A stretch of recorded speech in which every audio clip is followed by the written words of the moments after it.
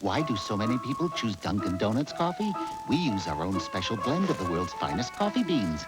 They don't. We grind our coffee seconds before brewing. They don't. We brew our coffee fresh day and night. They, well, who knows? Dunkin' Donuts, the freshest cup of coffee you can buy. Wake up! Try one of Dunkin' Donuts coffee combos, like a hot coffee, fresh-made donut, and an egg and cheese on a croissant for just $1.99. Do it now. Even if you're only thinking about new carpet, do it now, because right now at New York Carpet World, you can carpet your home for half off. That's right. The carpet's half off, the padding's half off, the labor's half off. Do it now. Any of these plushes, all these Berbers, these textures, all half off. Do it now. All the padding you need, half off. Do it now. Guaranteed installation, half off. Only till Saturday. Carpet, padding, labor. The whole deal, half off at New York Carpet World. Do it now. In the spirit of Hampton Roads, WVEC TV presents Barbara Ciara, Terry Zahn, Jeff Lawson, and Scott Cash. This is 13 News at 11. Good evening. On Friday nights all across Hampton Roads, the crowds turn out for high school football. But in some cases, the crowds are turning violent. The action on the field is being upstaged by the skirmishes in the stands. And Lauren Yee joins us now live from Todd Stadium on the peninsula. Lauren, police are out in force tonight, I understand, because of what happened last week. Well, Barbara, last week, right here at Todd Stadium, a fight broke out and police actually confiscated a 9mm handgun from one of the students. Well, this week, they want to make sure that that doesn't happen again, and that particular incident was an isolated case. A ticket into this football game requires more than a one-way pass.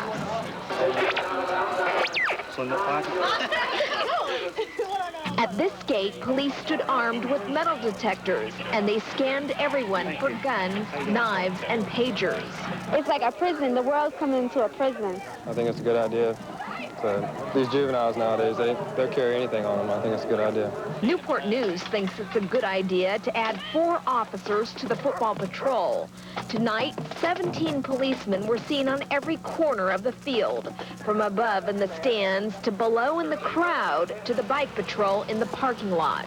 But these students say they'd rather stay outside than face all the security inside. Nobody wants to go up in there because now they feel like they're getting invaded. School officials say beefed-up patrols is what's protecting the night games. We want to eliminate the minority and the small percentage of those that could cause something and let the others feel safe and enjoy the game. But I don't have no intention of canceling Friday game. Yeah, I've got a keys in my purse. And as long as keys are the only items found, night games will continue. Well, last week's fight actually happened during broad daylight, but Newport News police say from now on, when you go through these football gates, whether it's day or nighttime, you're going to be facing a lot more security policemen with those metal detectors. Back to you, Barbara. Well, Lauren, you were there during the search. Did they find anything tonight? They told me they didn't find a thing. They found a lot of keys. A lot of people were taking coins out of their pockets, and they had to have a lot of the students return their pagers back to the car. They didn't take them away from them. They just told them to take them back out of the stadium and back into their cars. So there really weren't any problems tonight. It was a pretty quiet night. That's good news and a good game, I understand, and we'll hear more about that later. Thank you, Lauren. Mike? It was as simple as having a safety kit on board that helped save the life of a 42-year-old boater yesterday. John Grady's boat sank off the Virginia coast. When he didn't return home, his wife called the Coast Guard. After an 18-hour search, rescue workers found Grady near Cape Hatteras. He had fired 11 flares to signal for help. Set off a smoke flare, and when they saw the smoke flare, they knew, well, it is somebody. It's not just an object reflecting in the water, and they blew their horn several times. Yeah. And that's when I knew I'd be on my way home. He's so safety conscious, and I mean, our boat was so fully equipped with everything that I knew that if there was a chance that he was all right, and I just had to keep believing that he was all right. Grady even had fresh drinking water thanks to his safety kit. Well, political forces in Haiti clashed in what became another day of violence and death in Haiti. And while U.S. forces are trying not to get in the middle, some journalists weren't so lucky. Nathan Thomas has the latest from Port-au-Prince. Pro-Aristide Haitians took to the streets to commemorate the 3rd anniversary of the coup that overthrew Haiti's elected president. But when the march neared the headquarters of the pro-military political party FRAP, those opposed to Aristide were waiting. Guns were fired, rocks were thrown. At least 6 people were killed in this and other clashes. An unknown number were injured. Crowds attacked people they thought were pro-military agitators. One man finally escaped by taking refuge with a television cameraman. Aristide organizers said the violence need not have happened. People didn't need to be killed today or shot at today as they were yesterday. What happened yesterday didn't need to happen. What happened today didn't need to happen. American troops were not directly involved in the violence, but when they did show up, they were a calming influence. Although the U.S. military was highly visible in some areas in an effort to prevent violence, there were no Americans posted near the FRAP headquarters, an obvious flashpoint. Our mission was and still is not to serve as the police force for the country of Haiti. That function is the responsibility of the Haitian police. Earlier in the day, U.S. troops had taken over the government radio and television stations. The national television and radio was in illegal hands, namely the hands of the illegal government. They continued to broadcast vitriolic statements about President Aristide, attacking everything that we're trying to do here in restoring democracy, and it was high time that that be changed. Aristide supporters also took out their frustration on the repressive government by looting businesses they believed were owned by members of the military regime. This grocery store was systematically looted until American troops showed up and used mace to bring the looters under control. Is this democracy Haitian style, or just a release after years of military oppression? One thing is clear, even with all the American troops here, a new voice, a Haitian voice of authority is needed, and the sooner that Jean-Bertrand Aristide comes back, the better. Defense Secretary William Perry says Port-au-Prince will be blanketed with soldiers this weekend in an effort to curb the violence. This weekend, a local Hindu congregation will have to find another place for services after fire destroyed their temple. The 2-alarm blaze took over an hour to get under control. The hardest part for firefighters was finding a water source. They had to run thousands of feet of hose to find the nearest hydrant on Dominion Boulevard. Members of the Hindu congregation of Hampton Roads say they are stunned by the loss. The $1.5 million building was just 4 years old. Well, there's no doubt that we are all, shocked and somewhat astonished that something like this could happen, There are more than 300 families belonging to the Hindu Temple of Hampton Roads. There is no word tonight on where they might hold services. Oh, the fire created a traffic jam along Dominion Boulevard, and that magnifies a chronic problem that could be fatal if a hurricane strikes. Now, this road is a hurricane evacuation route and just one of several bottlenecks expected if a storm really does hit us. And for that reason, emergency managers in Hampton Roads have been reviewing the state's evacuation plan.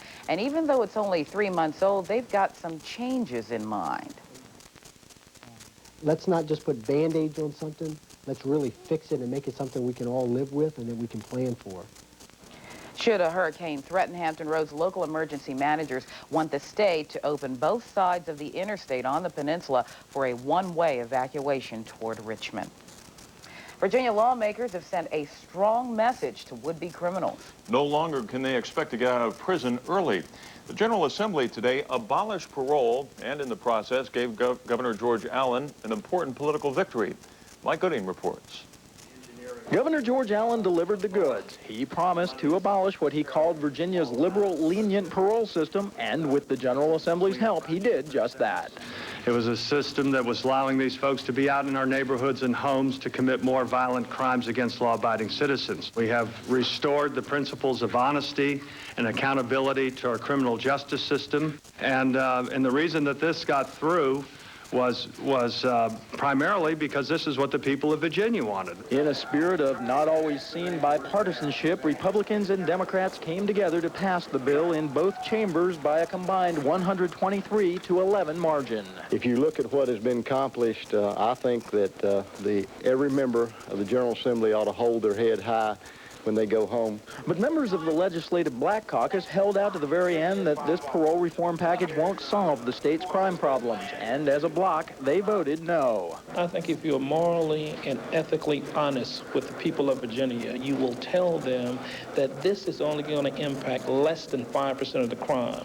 If you're concerned about the other 95% of crime in Virginia, you have to do something about prevention. Virginia's new parole and sentencing package goes on the books next January 1st. Lawmakers put off until next January, however, figuring out how they're going to come up with the billions of dollars to pay for it all. Mike Gooding, 13 News, Richmond. And still to come on this Friday night, the Senate race today features appearances by a former candidate and a possible future presidential candidate. And a television icon is back with a new series. A little later on, our Karen Jones talks to Ed Asner. And it looks like the heat and some moisture are going to try to return to Hampton Roads. I'll tell you what that means when I break down the forecast in detail coming up next. The good parent watches the child grow. Each day a new challenge, each day a new beginning. The good parent sees when it's a time to play and when it's a time to learn. The good parent knows the importance of good books and good teachers, and that the child's most important teacher is the good parent. The School Spirit Project from WVEC TV and Busch Gardens, supporting excellence in education. He's endorsed by the Virginia Education Association, whose members still call him the Education Governor. To Senator Chuck Robb, education has been a lifelong crusade, a crusade he's brought to the U.S. Senate. There, he's fought for Head Start, for college loans for middle-class kids, for vocational training, and against school violence. As governor, he built the first electronic classroom. As senator, he's introduced legislation to connect schools in Virginia with the most advanced technology and information in America. Senator Robb, working hard for Virginia. 400 new Toyotas, all makes, all models, are on their way to your Hampton Roads Toyota dealer for a special Toyota convoy clearance. Over $2 million of factory-fresh Toyotas, direct from distributor inventory, are arriving daily. Check out the convoy clearance bargains at any Hampton Roads Toyota dealer today. Over 1,400 new Toyotas available. The Toyota you want is sure to be there and priced to sell now. Want a great deal? Your Hampton Roads Toyota dealer can make it happen for you. We built this set just for the anniversary sale, now at the Hub Furniture Centers. To show you how great Hub Furniture will look in your home. Upstairs, this magnificent Millennium bedroom by Ashley. The look is rosewood and black, and the price is right. Downstairs, this classic Brookwood sofa in rich silk-like damask, so comfortable at a $300 savings. Take 12 months to pay. With no finance charge. Now, this is a set, but we're real people. Me, sweet, lovable, charming. And me? I'm sorry, Kath, we're out of time.